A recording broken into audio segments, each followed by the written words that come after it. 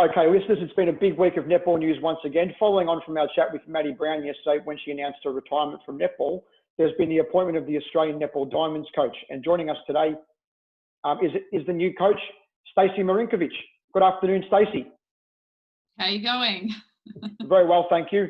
First of all, I'll jump in with the first question, and then my co-host from New Zealand, Luke Herbert, will have a chat to you as well. How much do you feel being part of the national setup as Fast Five coach will help you transition into the role as Australian Diamonds coach? Yeah, I think the opportunity to have worked with other athletes across the pathway certainly gives you that insight to see whether your coaching style can be adapted outside of the FIBA environment. And I guess, being able to build those relationships and connections with people that are, as I said, outside your immediate environment. And I think having had that experience and being able to put a game plan in play to be able to set up a really good system in Fast Five showed that, the way in which I can interact is transferable to different environments. And just a brief note, I've got to say, the timing of your appointment's good because we're in a bit of a netball lull in New Zealand. The ANZ Premiership's finished, the international season's up in the air, as it was always going to be. So, just a nice little side note there. But how would you describe your coaching style to people that, since we've gone, Australians have gone our separate ways, we've had domestic competitions, if you were to introduce it to people that are just starting to watch netball? Yeah, I guess the way I interact with athletes, it's really about building those relationships and to give some real role clarity as to the expectations and standard that we want to deliver collectively. I think it's about empowering those players and having a real understanding of each other so that when you're under the most intense pressure and having to make, really hard and quick decisions, that you're doing it cohesively and collectively. The way in which I build a program, I guess, is really holistic. It's systematic so that you can measure and see where the program is succeeding and where adjustments and variations need to be made. So, I guess that's sort of me in a little package. And you talk about building relationships, Stacey. Have you had a chance to talk individually with some of your Diamond squad members, or also maybe as a larger group chat on Zoom, for example? No, I guess it's been respectful that the players are actually in their club environments at the moment and are performing. And I think for me, you want to make sure that they've got all their focus and concentration is about their performance on the court at the moment. And, if they're doing that out in the SSN environment, then selections and things like that sort of take care of themselves. So, whilst it's been fresh and I do see a lot of the players around the court, obviously, with playing multiple games and very short time spans, I haven't had direct contact, but I have received a lot of messages from this squad, which was really refreshing, that one, they value the appointment that's been made, and I guess that it showed a side of excitement and enthusiasm as to what we could do collectively. And I think that's the part that was really refreshing, is it's not just me as a coach coming in, but what do we do? So I think that's a really good foundation that's been laid before me. And just a quick follow-up, and I hope I'm not throwing you under the bus here, but has COVID affected how you would watch games as the head coach, or if you are a selector? Because traditionally, at least in New Zealand, I'm sure it happened in Australia, you'd see the odd Silverfins coach up at the back of the stands at a game just watching quietly. Yeah, I guess for us, we have a really good network that we've got, great footage that's coming in. So whilst we're not allowed to stay around the courts to watch other games if they've been played before or after, my team is that we do get all the long court vision, and we dissect that as selectors when we meet up. I guess I get that sort of privileged insight because I'm preparing a team to play against certain players. So you're automatically kind of challenging people's skill sets and see how they shift and adapt to those strategies that you're putting against them. So it's it's different to see it through a different lens as well.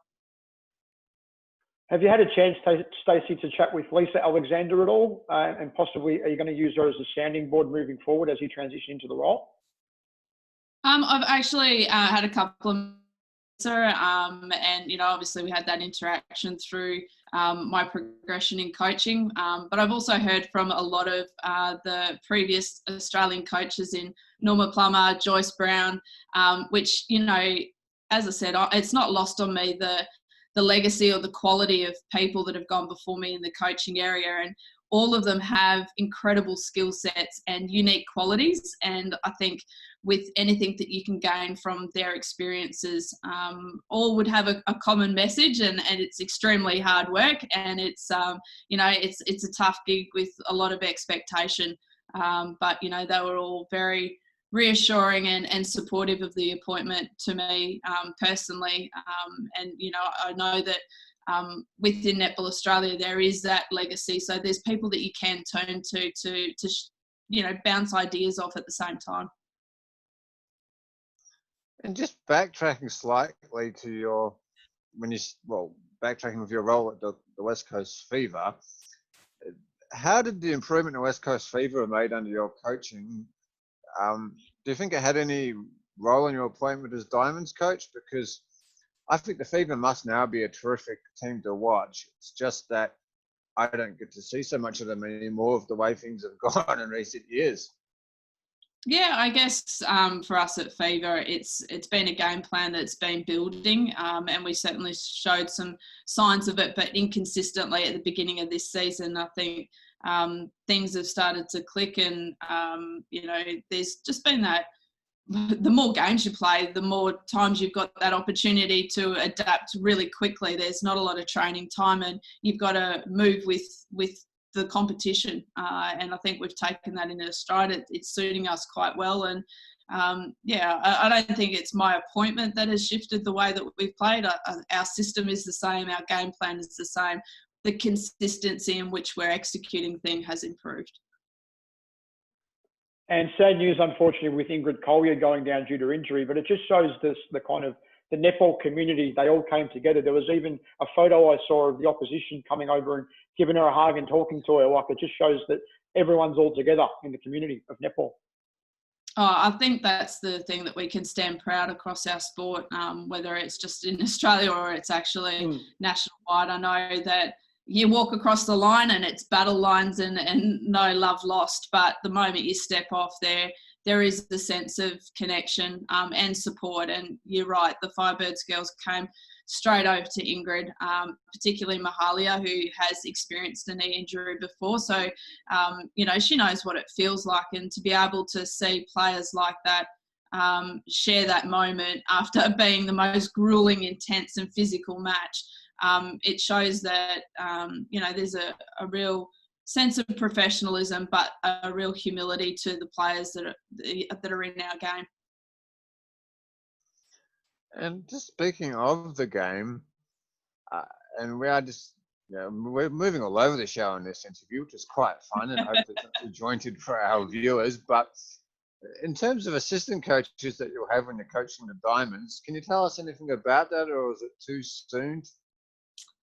Yeah, I haven't actually gone through that just as yet. It's something that's on the cards for discussion coming forward. I guess there's a few things of just getting my head around as to how everything functions, but there's also processes that we have to follow and make sure that we go through the right channels and that people get the opportunity to also put their hand up, and then also looking at what is it within the squad makeup that we have and what expertise do we need to bring in. So whilst there'll be assistant coaches, I think we can also look at who can add value to the program and challenge the players. These are elite players that have incredible skills. It's how do you take them to another level? And that's through myself, but also through a high performance team. This probably is a little bit personal for you, Stacey, but do you have any preferred assistants, like people you've worked with before, that you think could work well in the Diamonds environment as assistants? Yeah, I guess I don't have a specific preference right at the moment. I think I'm definitely looking a little bit broader as to it's not, you don't always go with what you know. I think we've got some incredible specialist coaches out there.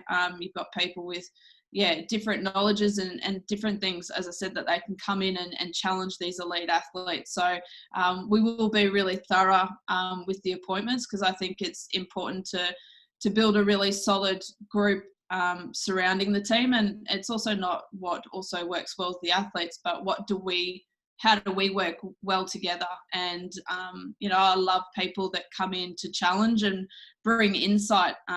It's not just agreeing with what I do, it's actually making sure that we've left no stone unturned to make sure that what we put in a training session or a game plan that is really comprehensive, and that we're all on the same page when we do it. I think you've just about answered this question, but in what ways do you like the assistant coaches to challenge you with, in other words, new viewpoints? I don't mean challenge you as in challenge you for the job or the job you're doing. I mean just the discussion or flow of ideas. Yeah, I think it's the ability to look at opposition play. So being able to see what it is when you break the game down that can, bring the skill sets of our players out even more. How do you get, the athleticism of particular players and get that connection with people? So, I think it's been able to come in and go, look, I see the game like this. This is a different strategy, and we work through it. I think we also need to always discuss the what ifs, so that when you're in a match and you've got things coming thick and fast, that you also stay true to what it is you're trying to execute, and that the emotion or expectation doesn't get to us either. It's a bit of a baptism of fire for you when you were appointed. There was a bit of negativity on social media and from various parts of the netball community, but I just wanted to compliment you and say that you handled that interview with Kath Cox and Liz really well. Were you expecting that kind of criticism, or have you faced anything like that before in your coaching career? Yeah, absolutely. People are entitled to their opinions, and everyone has a different insight and how they see it externally. And I think with Liz and Kath asking the question, it is in people's minds. So it's great to have that opportunity, I guess, to address it, so that we can move forward and really focus on the things that are going to hopefully improve the performance of the team, and get those trophies from back across the ditch. And for me, I can only be my authentic self. I can only be honest to what I bring to the table, and I guess that's what I did going through this process, and that's what the players will see. It's not an emotive time. I think it's an exciting time, and I'm really methodical and well thought. I think things through to make sure that we have a really thorough plan that everyone has buy-in to and ownership. The coach is one representation of our nation, but it's more about the quality that I bring to that representation. And I guess that's what I'm trying to instill in the players, is that it's an us instead of just a me. And just a sort of brief question, that how do you then, what's your immediate view in taking the role? In other words, do you see yourself as rebuilding the Diamond squad it's actually the current 4-year cycle now, or do you see it as a continuation, if you like, of the playing group and from last year's World Cup, which we don't need to cover?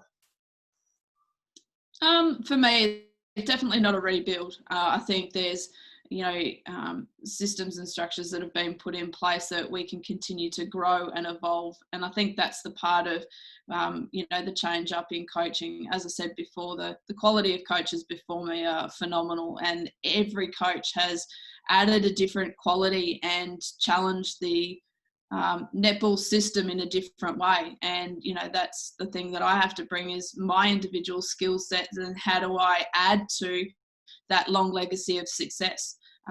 You don't throw the baby out with the bathwater when you've had incredible times, and apart from the last 2 championships, which was a 1-goal loss, there's certainly a lot to like about what we do in Australia.